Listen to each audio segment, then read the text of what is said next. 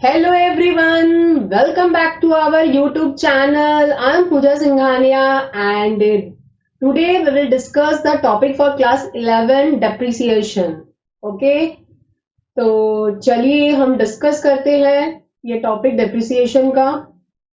First of all इस topic पे हम क्या पढ़ेंगे, हम पढ़ेंगे इसका डिप्रिसिएशन का मीनिंग क्या होता है, देन हम जानेंगे कॉजेज डिप्रिसिएशन होता क्या है, एंड देन हम पढ़ेंगे कि इसका नीड्स एंड इम्पोर्टेंस क्या होता है डिप्रिसिएशन का। ओके, और कुछ फैक्टर्स पढ़ेंगे जिससे हम सम सॉल्व करते हैं, हमें रिक्वायरमेंट होती है। ओके, देन हम मेथड्स पढ़ेंगे, कुछ 2 मेथड्स होते हैं, आपको 2 मेथड्स पढ़ने हैं आपके कोर्स में जो है।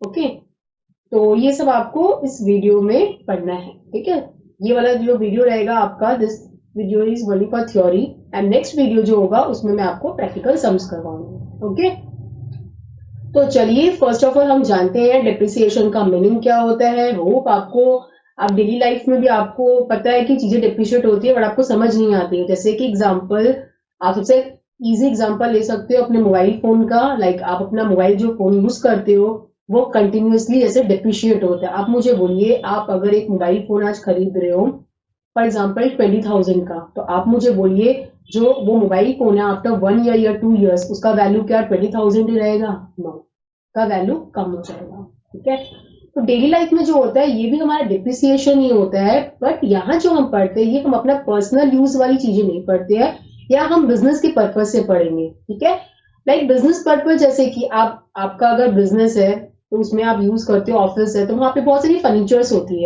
होती है, या आप देखोगे फैक्ट्री में बहुत सारी मशीन्स होती है। हम वो डिप्रिसिएशन मशीन या फर्नीचर्स वगैरह में पढ़ेंगे। आपके कोर्स में जो मेन है आपको पढ़ना है कि मशीन के ऊपर डिप्रिसिएशन। ओके, तो सम सॉल्व करते वक्त आप जो करोगे, मैं आपको बता दे रही हूँ, आपको रेट दिया रहेगा डिप्रिसिएशन का, इतना डिप्रिसिएशन लगाना है आपको। अगर क्वेश्चन में रेट दिया रहा तो ओके, नहीं दिया रहेगा तो हम फॉर्मूला पढ़ेंगे कि हम कैसे रेट निकालेंगे पहले, फिर डिप्रिसिएशन लगाएंगे। ठीक है, तो डिप्रिसिएशन होता क्या, आप जैसे स्क्रीन पे देख रहे होगे, उसका मीनिंग क्या होता है। डिप्रिसिएशन जो होता है हमारी जो फिक्स एसेट है उसके वैल्यू में डिक्लाइन होती है। कौन सा फिक्स एसेट्स? हमारा tangible assets. Okay, except land. Tangible मतलब क्या होता है वो तो आपको पता होगा। टेंजिबल मतलब होता है जिसे हम टच कर सकते हैं, इनटेंजिबल होता है जिसे हम टच नहीं कर सकते, लाइक गुडविल होता है हमारा, ट्रेडमार्क, ये सब होता है। इसमें हमारा जो होता है ना डिप्रिसिएशन नहीं होता है, इसमें हमारा एमोटाइजेशन होता है। अभी के लिए आप रहने दीजिए, आप ये जानिए कि आपका डिप्रिसिएशन किसमें होता है, फिक्स एसेट्स में होता है, वो टेंजिबल एसेट्स होते हैं। एक्सेप्ट लैंड, आपको पता है कि जो लैंड होती है हमारी उसमें डिप्रिसिएशन नहीं होता है। आप अगर कोई प्रॉपर्टी खरीद रहे हो तो आप मुझे बोलिए कि वो डिप्रिशिएट होता है क्या? आप अगर ये खरीद रहे हो तो आफ्टर डेट आप जब भी देखोगे उसका वैल्यू बढ़ता है, घटता नहीं है। रियली आप देखोगे वैल्यू घटता नहीं है, वो बढ़ता ही है। और लैंड में वैसे भी डिप्रिसिएशन होना ही नहीं है। ओके, अदर देन लैंड कोई भी एसेट्स होती है वो हमारी क्या होती है, फिक्स एसेट्स जो भी होती है हमारी क्या होती है, फिक्स एसेट्स की बात कर रही हूं मैं, टेंजिबल एसेट्स। क्योंकि इनटेंजिबल में एमोटाइजेशन वगैरह होता है, वो हमें नहीं पढ़ना है। हमें पढ़ना है जो जिसे हम टच कर सकते हैं, लाइक फिक्स एसेट्स, उसमें हमारा क्या होता है, डिप्रिसिएशन होता है। जैसे मैंने आपको मोबाइल फोन का एग्जांपल दिया, आप जस्ट वैसे ही सोच सकते हैं। ओके, लेकिन यहाँ तो आप मोबाइल फोन नहीं, मतलब एग्जांपल वो मैंने आपको समझाने के लिए मोबाइल फोन लिया है। वैसे ही आप मशीन अगर यूज कर रहे हो कंटिन्यूस, तो मशीन में डिप्रिशिएट हो रही है, यूज हो रही है। ओके, आप मुझे बोलिए कोई भी चीज में आप डिप्रिसिएशन लगा रहे हो, डिपेंड करते हैं ना, आप एक मोबाइल फोन ही ले रहे हो, आप उस मोबाइल फोन का अगर कम यूज कर रहे हो तो मोबाइल फोन हो सकता है 3-4 इयर्स चले, और अगर हम कंटिन्यूसली इस मोबाइल फोन में गेम कर रहे हैं तो हो सकता है मोबाइल वो 1 ईयर 2 ईयर ही चले। तो डिपेंड हमारे यूज पे भी करते हैं हम उस मोबाइल फोन को, या हमारे जो मशीन होते हैं बिजनेस के पर्पज से आप देखो तो वो कितने दिन हम उसको कितना यूज कर रहे हैं, उसी अकॉर्डिंग टू दैट भी डिप्रिसिएशन होता है, रेट डिसाइड होता है। ओके, तो यहाँ पे डिप्रिसिएशन जो होता है, decline in the value of the permanent मतलब फिक्स एसेट्स, और ये जो हमारा जो डिक्लाइन होता है ये हमारा परमानेंट इन नेचर होता है। परमानेंट होता है ये हमारा, ऑब्वियसली परमानेंट होता है। अगर आप बोलिए मुझे, अगर आपका मोबाइल फोन का वैल्यू घट गया तो वो क्या बढ़ सकता है क्या? फिर वो डिप्रिशिएट हो गया, मीन्स हो गया। आप एक मशीन खरीदे हो, वो मशीन डिप्रिशिएट हो चुकी है तो आप उसे बढ़ा नहीं सकते हो, डिप्रिशिएट हो गई। This is permanent fall in nature. आप परमानेंट है, वो वापस से इंक्रीज नहीं होगी उसकी, वो डिप्रिशिएट हो चुका है। डिप्रिशिएशन मतलब वैल्यू का घटना, decrease in the value. Okay, इसीलिए यहाँ पे क्या लिखा हुआ है, such fall is of the permanent in nature. Okay, अब नेक्स्ट देखिए कॉज ऑफ डिप्रिसिएशन क्या होता है। डिप्रिसिएशन होता ही क्यों है, देखिए कांस्टेंट यूज, फर्स्ट पॉइंट हमारा है, मैं आपको समझा रही हूँ। कांस्टेंट यूज का मतलब सिंपल है, आप constant use of the fix assets in the business, आप यूज कर रहे हो कॉन्स्टेंटली बिजनेस में, तो ये ऑब्वियसली डिप्रिशिएट हो रहा है। मोबाइल को कंटिन्यूसली यूज कर रहे हो, डिप्रिशिएट होगा ना वो constant use. Expiry of time मतलब decrease in the value of the asset. जैसे मैंने आपको एग्जांपल है, मोबाइल फोन आपने 20,000 का खरीदा, कल नया वर्जन आ गया मोबाइल फोन का, उसका दाम 10,000 हो गया, तो with the passage of the time भी क्या होता है, उसका वैल्यू डिक्रीज होता है। नेक्स्ट है हमारा ऑब्सोलेंस। ऑब्सोलेंस का मतलब होता है ड्यू टू न्यू इन्वेंशन। तो आप मुझे बोलिए इन्वेंशन के कारण भी कोई कोई चीज क्या होती है, खराब हो जाती है, हम लोग डिप्रिसिएशन बोल सकते हैं। जैसे कि अगर आप बोलिए आपने एक आईफोन खरीदा, ठीक है, 40,000 का सपोज, अब उसका अगर नया वर्जन आएगा तो क्या होगा, न्यू इन्वेंशन हो रहा है, न्यू हमारा जो न्यू वर्जन आ रहा है उसके कारण भी वो क्या होता है, वो वाला जो पुराना वाला चीज होता है वैसे वो डिप्रिशिएट हो जाता है। ऐसे मशीन अगर कोई नई आती है तो पुरानी मशीन क्या हो जाती है, डिप्रिशिएट हो जाती है। ओके ना। नेक्स्ट है एक्सीडेंट। एक्सीडेंट के कारण भी हमारी चीजें डिप्रिशिएट हो जाती है। जैसे कि आपकी समझ लीजिए आपकी फैक्ट्री में मशीन है, अचानक फ्लड आ गया या फायर हो गया, तो क्या होगा, वो क्या होगा, मशीन खराब हो जाएगी, तो वो भी एक हमारा कॉज ऑफ द डिप्रिसिएशन हो सकता है। ठीक है, कॉज ऑफ डिप्रिसिएशन मतलब क्या हो गया, वैल्यू का घटना भी हो गया ना, decrease in the value of the assets. ठीक है, तो अब वैसे न्यू इन्वेंशन होगा, जैसे कि ऑब्सोलेंस में न्यू इन्वेंशन मैंने कहा, तो अगर न्यू इन्वेंशन हुआ, आपका आईफोन नया वर्जन का आया, तो आपके पास जो पुराना जो आईफोन है पुराने वर्जन का, ऑब्वियसली उसका वैल्यू तो घटेगा ना, तो वो भी एक एक उसका वैल्यू घटने का भी मतलब क्या होता है, डिप्रिसिएशन होता है। 20,000 से वो फोन क्या हो गया 10,000, तो हमारा जो 10,000 है वो भी डिप्रिसिएशन है, राइट। एक्सीडेंट में मैंने कहा कि आपका फ्लड आ गया, कुछ हो गया, तो तभी भी आपके एसेट अगर खराब हो गया, वैल्यू घट गई, that is also a depreciation. Hope आपको समझ में आ रहा होगा। नेक्स्ट देखिए आप, नीड और importance of the providing depreciation. Needs क्या है हमारी, ऑब्वियसली नीड्स है हमारी डिप्रिसिएशन प्रोवाइड करने की। क्यों है, because of the true value आपको एसेटन करना, आपको निकालना है। यू हैव टू फाइंड क्या, ट्रू प्रॉफिट और लॉस। आप बिजनेस में अगर डिप्रिसिएशन नहीं कर रहे हो ना, आप ट्रू प्रॉफिट नहीं निकाल पाओगे। क्यों नहीं निकाल पाएंगे हम ट्रू प्रॉफिट। आप ही मुझे बोलिए, आप एक एसेट खरीदे हो 15,000 का, मार्केट में उसकी वैल्यू घट चुकी है, 5,000 हो चुकी है, तो मुझे बताइए, आप तो आपको पता है ना बैलेंस शीट बनता है, उसमें एसेट दिखता है, तो आप बताइए आप अपने बैलेंस शीट में कितना दिखाओगे, 15,000। आपने जितने में परचेज किया, यू विल शो ना 15,000, अपने बैलेंस शीट में 15,000 आप शो करोगे, लेकिन मार्केट में आप जाके देखोगे तो 5,000 हो चुका है, एप्रिशिएट हो चुका है। तो इससे क्या होगा, हमारा ट्रू हमारा प्रॉफिट एंड लॉस नहीं आएगा। ठीक है, तो इसीलिए ट्रू प्रॉफिट एंड लॉस नहीं कर, क्योंकि हम लोग अगर एसेट को अगर ज्यादा प्राइस पे दिखा के रखे, लेकिन मार्केट में उतनी वैल्यू ही नहीं है, तो हम लोग ट्रू प्रॉफिट नहीं निकाल पाते हैं। तो आप इतना याद रख सकते हो, ट्रू प्रॉफिट के लिए दरकार होता है true and fair value of the financial position. आप दिखा के रखिए आपका एसेट 5 लाख रुपीज का है, आप मार्केट में जाओगे उसका वैल्यू 2 लाख रुपीज भी नहीं है, तो आप गलत पोजीशन दिखा रहे हो ना अपनी कंपनी की। आप दिखा रहे हो आपके पास 5 लाख एसेट्स है, लेकिन मार्केट में देखोगे उसकी मैक्सिमम 2 लाख वैल्यू है। तो उसमें true and fair financial position दिखाने के लिए भी हमारा नीड्स होता है डिप्रिसिएशन के लिए। ओके ना। Then for avoiding over payment of income tax. आपको पता है कि नहीं, आप जब अगर अपना प्रॉफिट एंड लॉस अकाउंट बनाओगे ना, तो डिप्रिसिएशन जो हम लोग निकालेंगे ना, ये आप बोल सकते हो लॉस या एक्सपेंस बोल सकते हो हमारे यहाँ, हमारे एक्सपेंस या लॉस है। तो आप मुझे सोच के बताइए, आप अपने प्रॉफिट एंड लॉस में डेबिट साइड में दिखाओगे, तो आप इसको खर्चा दिखा रहे हो, मतलब आपने प्रॉफिट को कम दिखाओगे, तो आपको टैक्स कम देना पड़ेगा ना। अगर आप डिप्रिसिएशन पीएनएल में दिखाओगे प्रॉफिट एंड लॉस अकाउंट में, तो आपका क्या होगा, प्रॉफिट कम आएगा, आपको कम टैक्स देना पड़ेगा। अगर आप डिप्रिसिएशन ही नहीं करोगे तो आपको इनकम टैक्स ज्यादा देना पड़ेगा, टैक्स ज्यादा देना पड़ेगा। इसीलिए फॉर अवॉइडिंग ओवर पेमेंट, मतलब ज्यादा टैक्स देना पड़ेगा अगर डिप्रिशिएट नहीं करोगे तो, क्योंकि आपको खर्चा नहीं मिलेगा इसका। आपको लॉस या एक्सपेंस बोल सकते हो ये है, तो आप पीएनएल में खर्चा दिखाओगे अपना एक्सपेंस, लेकिन नहीं दिखाओगे तो आपका प्रॉफिट बढ़ जाएगा, आपको प्रॉफिट में ज्यादा टैक्स देना पड़ेगा। तो ज्यादा टैक्स ना देना पड़े इसके कारण भी हमें क्या करना पड़ता है, डिप्रिसिएशन करना पड़ता है। क्योंकि हम पढ़ क्या रहे हैं, हम तो यही पढ़ रहे हैं ना कि नीड्स एंड इंपॉर्टेंस की डिप्रिसिएशन की, यही नीड्स है कि हम अपना एसेटन कर सके, true and fair view, profit and loss ठीक से निकाल सके।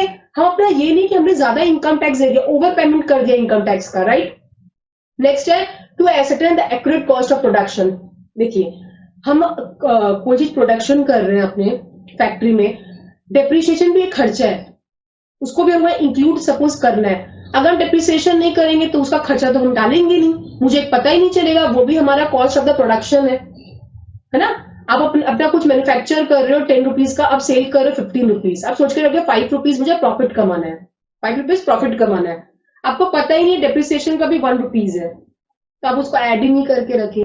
सिंपल बात है, आप अपनी कॉस्ट ऑफ द प्रोडक्शन, आपका फैक्ट्री में बनाने के लिए जितना खर्चा लगा, कॉस्ट ऑफ प्रोडक्शन लगा, आप इसे इंक्लूड ही नहीं कर रहे हो, ठीक है। तो आप, वो भी एक कारण है कि हम डेप्रिसिएशन करते हैं, क्योंकि हम पढ़ क्या रहे थे, needs and important of the depreciation. हम ट्रू प्रॉफिट हम लोग का आ सके, फाइनेंशियल पोजीशन हमारा ठीक रहे, ट्रू एंड फेयर फाइनेंशियल दिखाए, हम ज्यादा टैक्स ना दे दे, और कॉस्ट ऑफ द प्रोडक्शन जो है वो ठीक आए, वो पता चले कि हाँ इतना सही में करेक्ट कॉस्ट ऑफ प्रोडक्शन हम निकाल पाए। होप आपको समझ आ रहा होगा। नेक्स्ट है factor determining the amount of depreciation. आप जो डेप्रिसिएशन निकालते हो ना, आप सम करोगे तो उसमें आपको तीन चीज का ध्यान रखना पड़ता है। क्या? एक है हमारा कॉस्ट ऑफ द एसेट्स, जो ऑब्वियस है, आप जो एसेट, आप मशीन खरीदते हो तो मशीन पे डेप्रिसिएट करोगे ना, तो मशीन की कॉस्ट क्या है।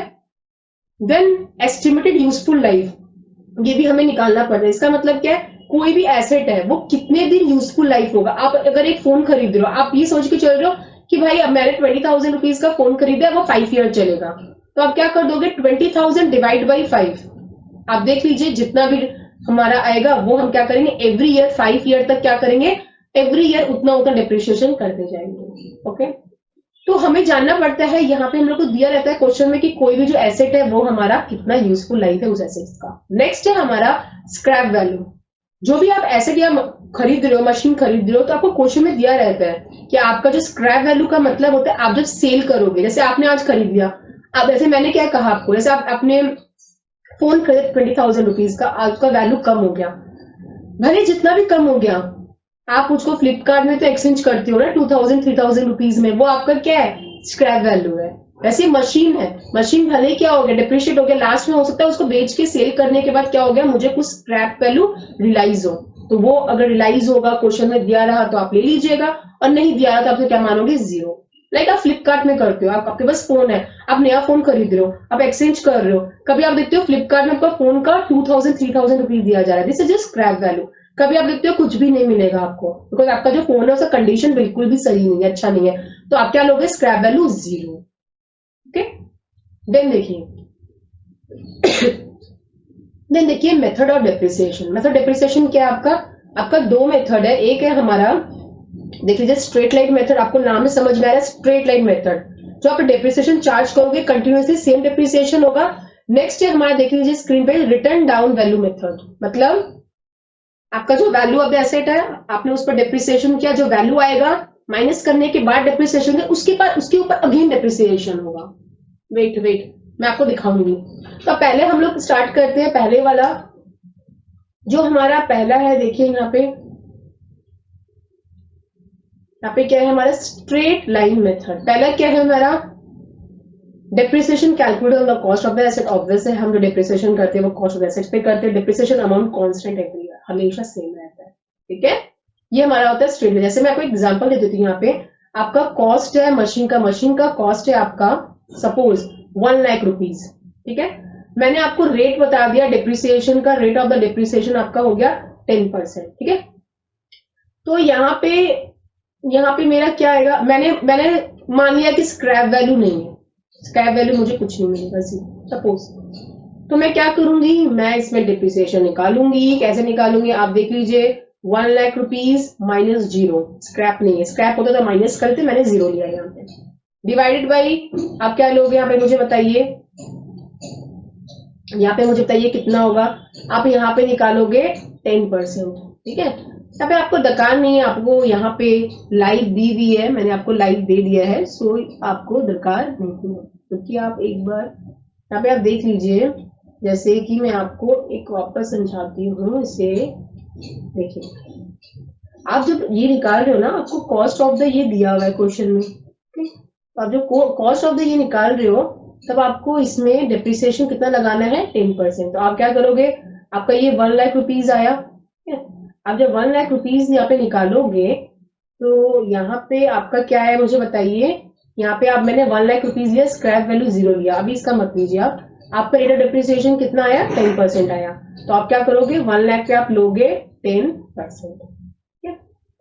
तो आपको कितना आया ये वाला करके, ये वाला आपका आया 10,000। अगर आप करोगे तो 1 लाख पे अगर आप 10,000 कर रहे हो तो आपका ये आ रहा है, कितना आ रहा है बताइए मुझे, 10,000 रुपीज 1 लाख पे अगर आप 10% कर रहे हो।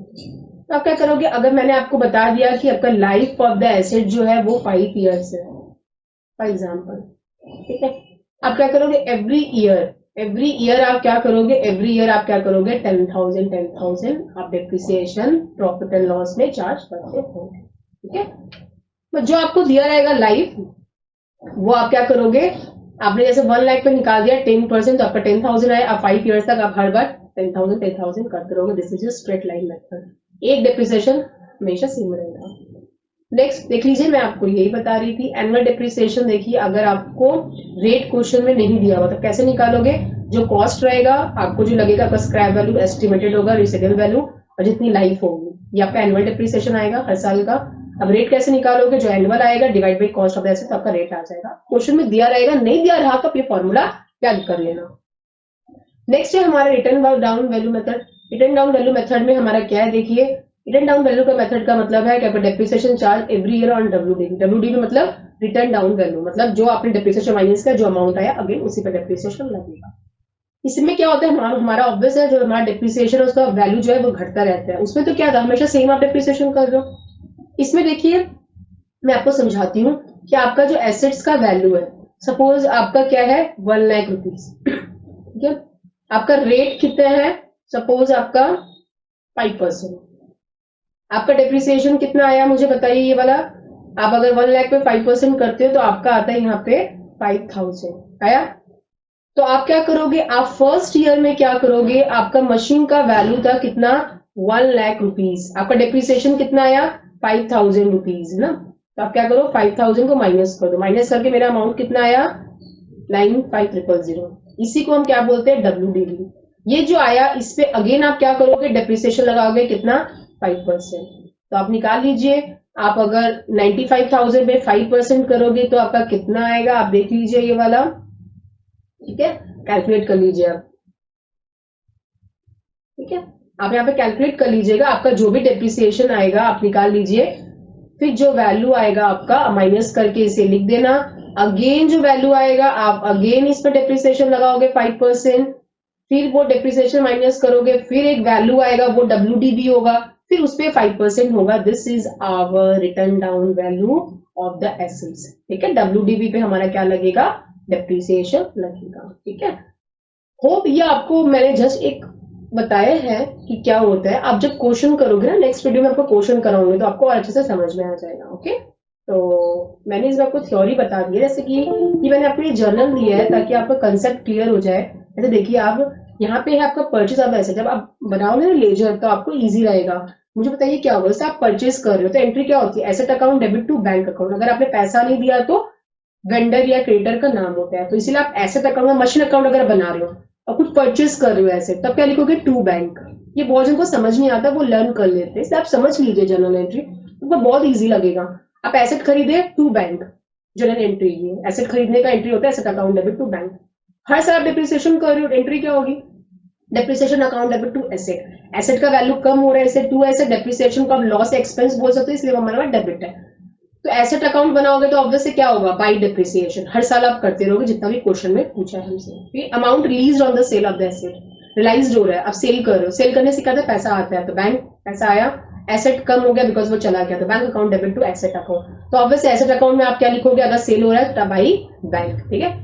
आप देखिए, अगर ऑब्वियस आपका अगर प्रॉफिट हो रहा है तो आप क्या करोगे, प्रॉफिट अगर हो रहा है आपका तो आप क्या करोगे, asset account debit to profit and loss. Asset account जो मशीन अकाउंट सब बना रहे हो तो प्रॉफिट हुआ तो to profit and loss account. Profit क्या होता है, क्रेडिट बैलेंस होता है, और अगर आप लॉस हुआ तो आप क्या करोगे, profit and loss account debit to asset account, क्योंकि हमारा लॉस जो बैलेंस होता है वो डेबिट होता है। आपको अगर जनरल एंट्री आती होगी तो आपको ये इजी लगेगा बहुत ही, इसलिए मैंने जनरल एंट्री भी ले लिया क्योंकि आप कंसेप्ट याद रखिए, ठीक है ना।